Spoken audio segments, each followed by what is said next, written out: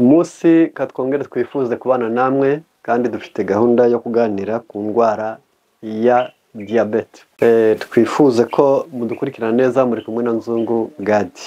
Diabete ni indwara ki? Diabete ni bintu ki? Iyi ndwara ikomoka ku bintu navuga ko ari byinshi. Hari benshi bayikura ku ihererekanyamurage, hakaba abandi bayikura ku isukari nyinshi bakoresheje, hakaba abandi bayikura ku mubabaro mwinshi bagize, hakaba abandi benshi bayikura ku bintu bikomoka ku nyamaswa bakoresheje bifite proteine nini cyane. Ubwo rero ni ubundi buryo bwatuma ari ngombwa kumenya naho iva. Ni ukuvuga ngo iyo ujya kuvura ikintu ariko utazi aho kiva, bamwe bati yaba ari isukari gusa. Oya, ni isukari nayo abita sakarose, ni imvaruganda. Kuko isukari, kuko iyo uganira n'abantu benshi cyane yakubwira ati ariko n'umubiri ukeneye isukari. Sawa, nibyo, ariko isukari ziri mu buryo bwinshi. Hari ibyo bita sakarose, hari ibyo bita fructose, hari ibyo bita lactose. Hariho ibintu byinshi cyane byatuma abantu bakomora isukari. Isukari rero igenda irikora cyane niyo y'ibyo bita sakarose, cyangwa se ikomoka mu byo bita imvaruganda, ni mu bisheke cyangwa se muri beterave, ariko y'imvaruganda. Kirakenewe cyane rero ko abantu bamenye neza ko diabete bayijera. Iyi diabete ni uko ihangana, itera amaraso kuryoherera, bigatuma insuline ikomoka mu bintu bisharira nk'imboga itaboneka mu maraso.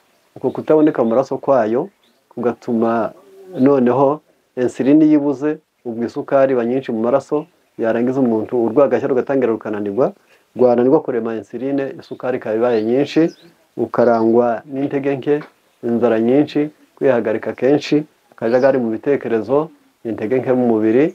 Ibyo byose ni ibintu bituma umuntu ashobora kubaho yarangiza akagwara diabete.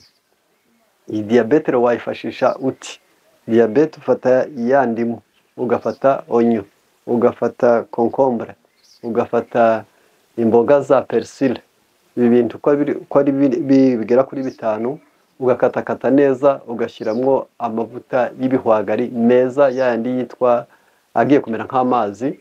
Ntabwo akunda kugira ryabara ry'umuhondo rinini cyane, kuko iry'umuhondo ntabwo ari mabi, ariko aratekwayo. Andi yo aba ari umweru, aba ataremereye, ngo ni ukuvuga ngo proteine aba ari nkeya, yarangiza bigatuma agira amavuta bwayo gusa, ariko wayarya ari mabisi ntagire indigestion, ntatere ibyo bita kutagogora neza. Ubwo rero ibi bintu bine ni pome, ni onyo, ni indimu ndetse na persile, urabihuje, urabikatakase neza, yarangiza ushyiraho ayo mavuta y'ibihwagari, ukoresha iminsi 4, ni none, ejo ugasiba, ejo ubundi ukabikora, kandi mu cyumweru ukwezi. Noneho nimugoroba ugafata tungurusumu n'amashu, yarangiza iyo salade tungurusumu 3 n'amashu ibiyiko 4, ukabihuza ukabirya nimugoroba, yarangiza ukabikora byo iminsi 7 wikurikiranije.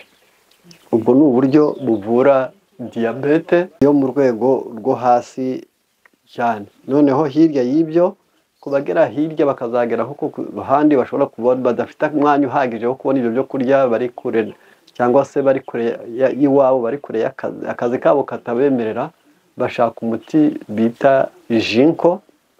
Ni igiti cyitwa jinko biloba, kibivamwo utwo tunini, no kwitwa gariki, ni utunini tuva muri tungurusumu.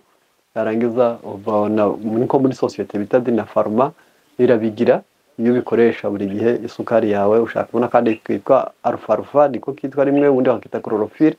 Yarangiza ukajya ubinywa, ibyo nabyo bivura diabete. Reka rero tubifurize ko buri wese yamenya kwigoboka akoresheje pome, akoresheje indimu, akoresheje onyo, akoresheje persile, yarangiza agashyiraho amavuta y'ibihwagari, yarangiza ubwo ni mu gitondo akayasimbuka iminsi 4 mu cyumweru, akayasimbuka umunsi. Yarangiza ubwo akabikora ukwezi, nijoro akoresha amashu na tungurusumu, yarangiza akaba yigobotse. Imana izabafashe kubishobora. Ako niko kamaro ko kumenya mu mubwiriza 7:12, ubwenge ni ubwugamo, kuko ubutunzi ari ubwugamo. Akamaro ko kumenya naka ni uko ubwenge burinda ubugingo bw'ubufite. Uko niko uzajya wifasha, kandi nawe ufasha abandi, kuko umuntu abereho kubibera umugisha no kubera abandi amahirwe. Imana ibafashe.